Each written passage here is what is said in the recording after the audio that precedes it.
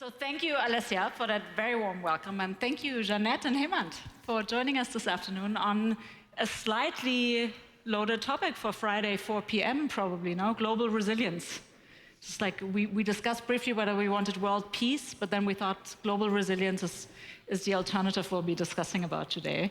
And you might wonder, like hearing what you've just heard in terms of what both do here on stage, what's an investor to do with resilience?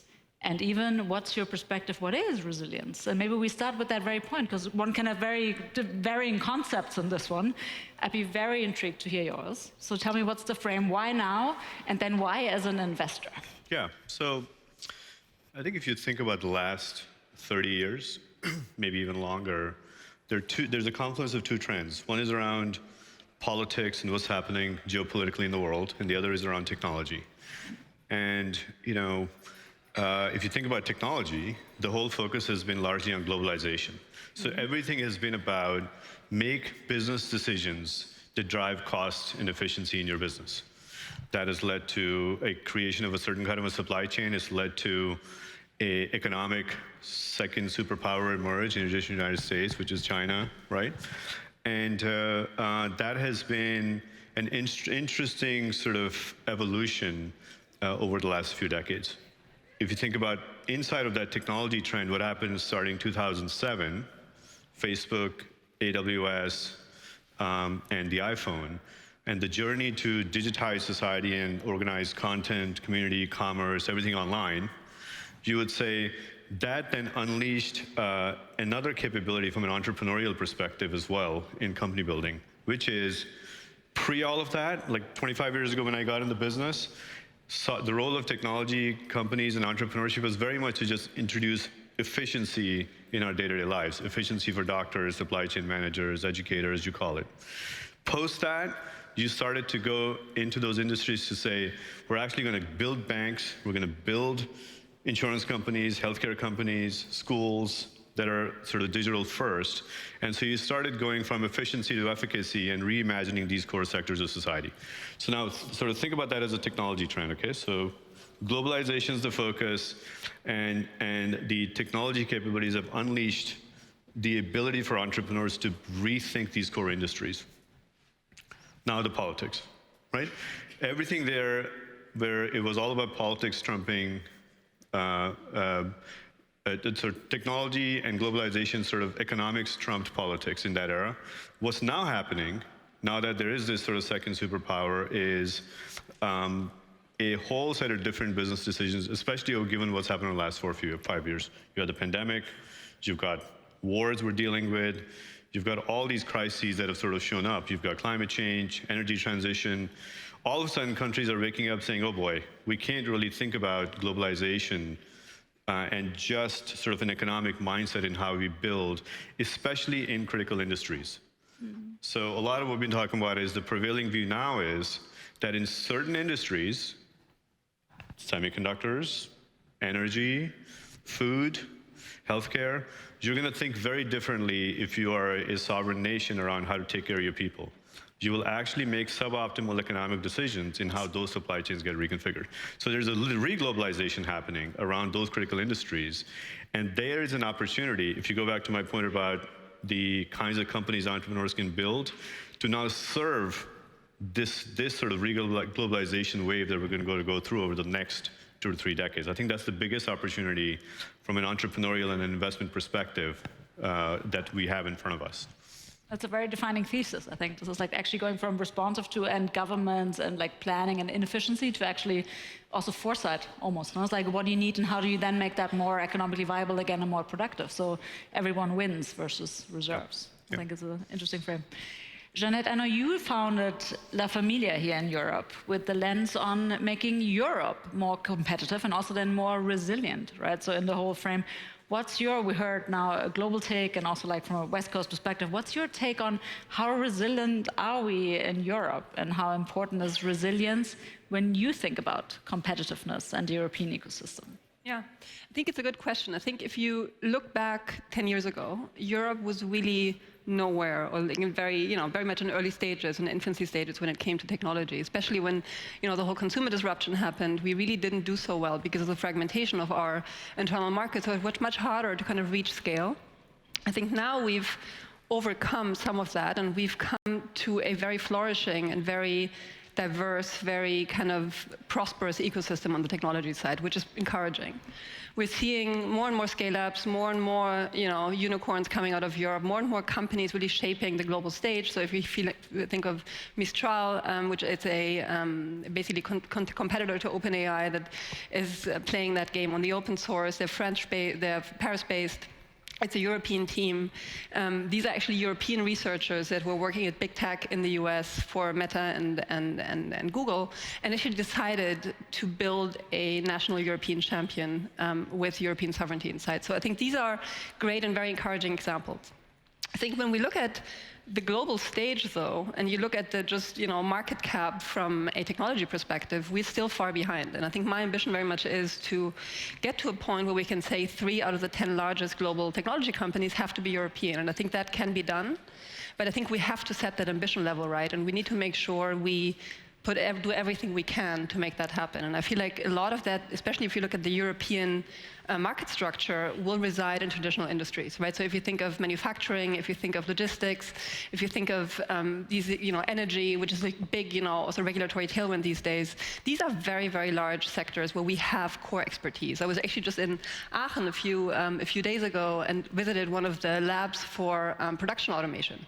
And if you think of production automation, it's actually sits at the core of scaling technologies, right? It sits at the core intersection between software and hardware. It really is what drives a large part of our economy. And we have all that technology in-house. Like the Chinese people come here to learn and then manufacture for Apple, et cetera. So I think the core question I'm currently pondering is, what would it take to really build on these strengths and leverage technology and automation capabilities that we have and that exist to really boost up our initial core, which is industrial, and really make that one of the big champions where we can, really have a seat at the global scale. Because currently my sense is that Europe is still very much on the menu when it comes to technology. Like we see a lot of companies just being, hoovered up by big tech. What does it take for us to really have a seat at the table? Which, to your original question, what defines European sovereignty? I think technology sits at the core of that, and we have to get that right.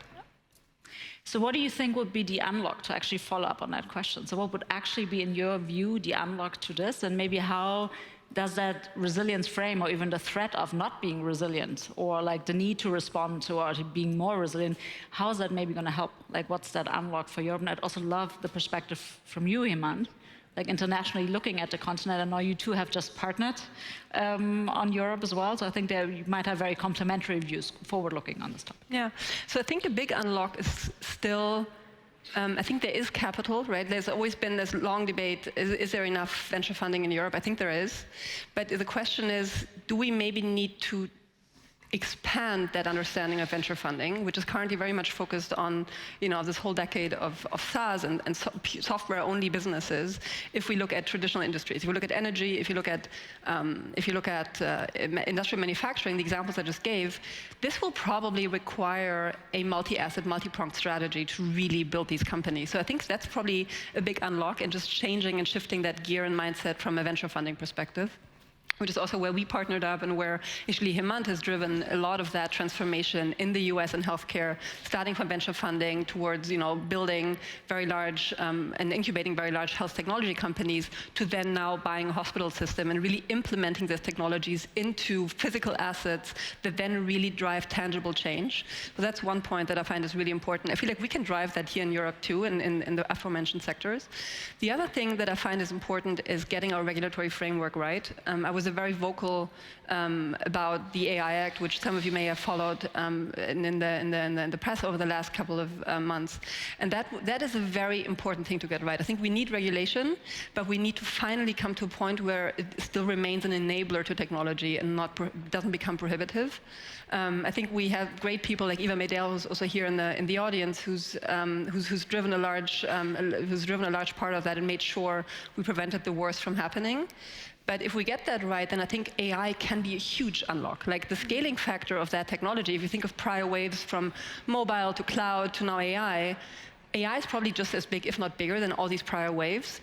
And Europe is so well positioned to really harvest that, right? Because a lot of that value will come from unlocking data that resides within traditional industries. So if we come to a partnership approach and actually interlocking like a lot of these world market leaders that we have in Europe and the data quality that they sit on and intersect that with AI, we can actually really drive a huge GDP boost for Europe, which is what we urgently need, because your competitive report just recently highlighted how much we're falling behind, right? And this is not a joke. Like, if we want our kids to still grow up in a prosperous Europe, we need to make sure that we actually put the gas pedal down and make that happen.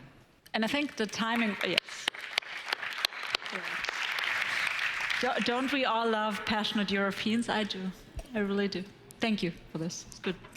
I think it's an important year for Europe, also looking at from the outside, the upcoming European elections, upcoming American elections, where you could argue these are probably as important, if not more important, for Europe, actually, in terms of outlook and growth. What's your sense on the continent in terms of competitiveness, in terms of unlocks? I mean, seeing it from the US, and you've seen it, I think, in contrasting pictures. Like, what's your take on this?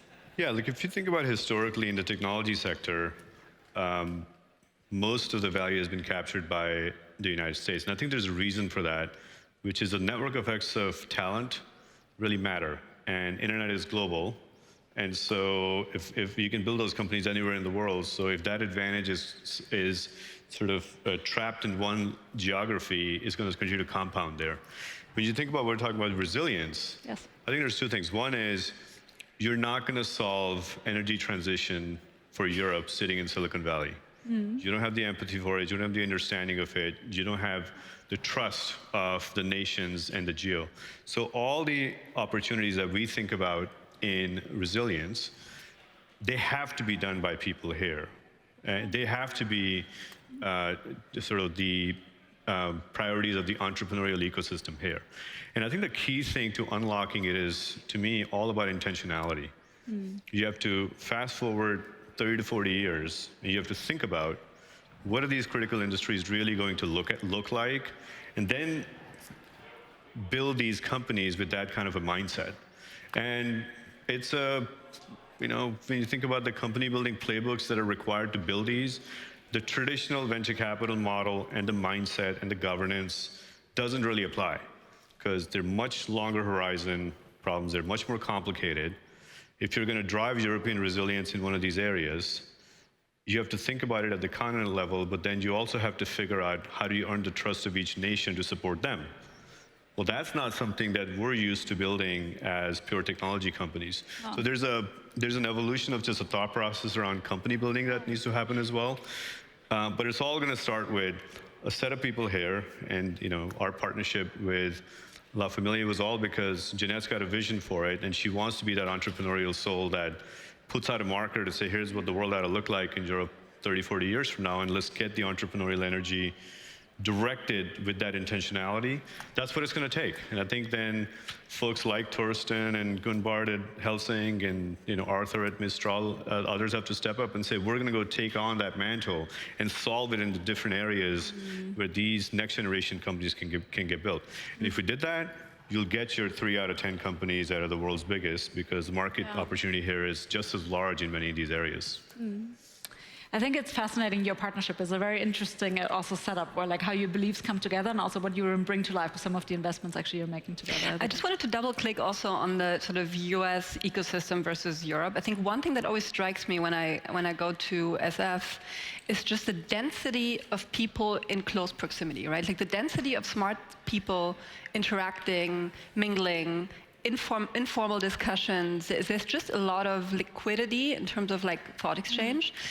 In Europe, we have to actively make that happen, right? We have a lot of talent, but it's just a lot more distributed, right? So I think it can be done, but we need people, like, and this is a great example of it, that actively gather these great minds in a concentrated fashion to make sure you ignite ideas and you actually drive and push those forward. That's one thing. And the other thing that is actually quite interesting to highlight is if you look at the recent advances in AI and the researchers that drove that, so many of them, like if you look at the top 10% of AI papers that were published, and look at the sort of distribution of how many of these people are actually native Europeans, it's 60%.